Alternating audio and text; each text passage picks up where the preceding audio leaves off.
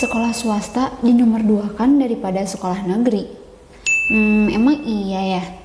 Kita bahas di video kali ini yuk. Just do the best to reach your dream. Just do the best to reach your dream. Just do the best to reach your dream. I believe together we can.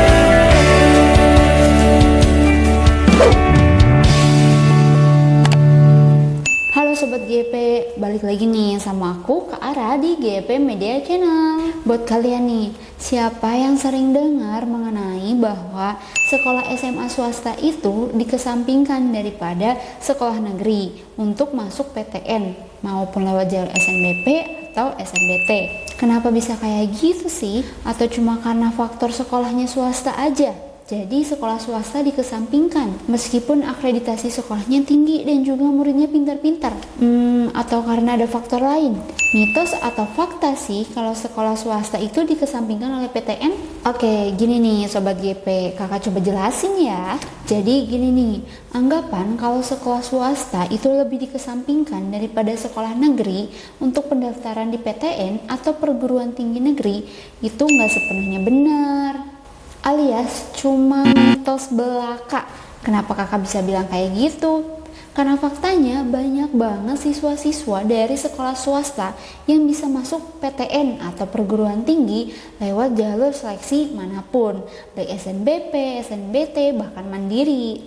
Bahkan banyak juga dari mereka yang menjadi mahasiswa-mahasiswa berprestasi. Banyak banget nih dari mereka yang masuk PTN top seperti UI, UGM, IPB, ITS, UB, dan masih banyak lagi yang lainnya.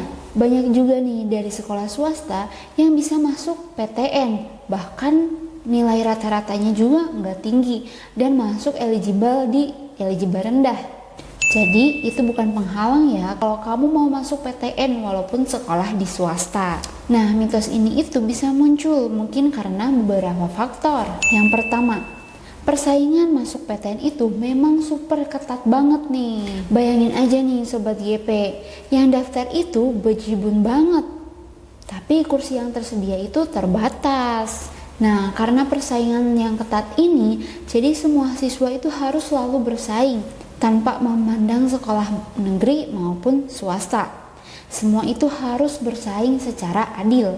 Nah, karena persaingan yang ketat ini, semua siswa tanpa memandang dia sekolah dari swasta maupun negeri harus saling bersaing dan berjuang untuk mengisi tempat itu. Yang kedua, ada juga nih yang bilang bahwa kurikulum sekolah di SMA itu berbeda dengan kurikulum sekolah di negeri. Jadi kurang nyambung katanya kalau masuk PTN. Padahal nih Sobat GP, banyak kok sekolah-sekolah swasta yang memiliki kurikulum yang bagus. Dan juga mereka benar-benar menyiapkan semua siswanya untuk mengikuti seleksi di PTN. Yang ketiga nih, kadang ada aja stereotip yang menjelaskan bahwa sekolah SMA swasta itu kualitasnya lebih rendah daripada sekolah SMA negeri. Ini jelas gak bener ya dan gak ada dasarnya. Faktanya, PTN itu nggak pernah memandang kamu lulus dari sekolah mana. Semuanya punya kesempatan yang sama, asalkan memenuhi syarat dan juga lolos dalam seleksi. Proses seleksinya juga objektif dan juga transparan, berdasarkan kemampuan dan juga prestasi dari siswa. Jadi, nggak ada tuh diskriminasi ataupun perlakuan khusus dari siswa asal sekolah-sekolah tertentu. Nah, buat kamu anak sekolah swasta yang pengen banget masuk PTN, jangan berkecil hati. Yang pertama, kamu harus fokus untuk mempelajari materi-materi yang akan di UTBK-kan jika kamu mengikuti jalur SNBT. Jika kamu mengikuti jalur SNBP, kamu harus memiliki nilai ataupun nilai rata-rata dan juga mata pelajaran yang mendukung. Selain itu, perhatikan juga domisili dan juga alumni di PTN tersebut. Kalau yang mau mengikuti pendaftaran SNBT, kalian juga bisa mengikuti bimbingan belajar atau les privat untuk memperdalam materi yang akan diujiankan di UTBK nanti. Kalau kalian masih bingung beli bukunya di mana, nah di kita ada nih modul untuk persiapan UTBK kalian. Di sini lengkap dengan 7 subtes yang di UTBK-kan. Dan contoh-contoh soalnya hampir mirip loh. Selain itu, di dalam modul ini terdapat juga penjelasan video untuk materinya. Jadi kalian gak akan kebingungan lagi. Dan untuk kalian yang mau ikut jalur SNBP dan juga masih bingung pilih jurusannya apa, kalian bisa banget ikut rasionalisasi dari kita untuk mengetahui prediksi kemungkinan peluang lolos kalian itu berapa persen. Oh iya, selain belajar, kalian juga harus aktif untuk mengikuti organisasi-organisasi.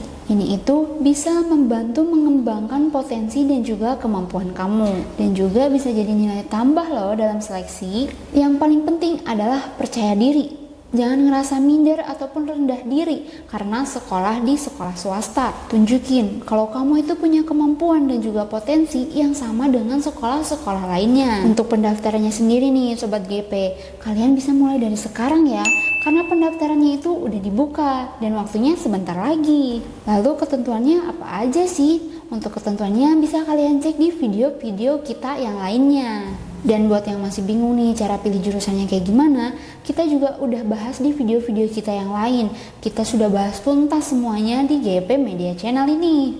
Intinya, semua siswa itu mempunyai kesempatan yang sama dalam meraih mimpinya. Asalkan punya persiapan yang matang dan juga usaha yang maksimal. Jangan percaya sama mitos yang gak jelas. Fokus aja sama tujuan kamu dan buktiin kalau kamu juga ternyata bisa sukses.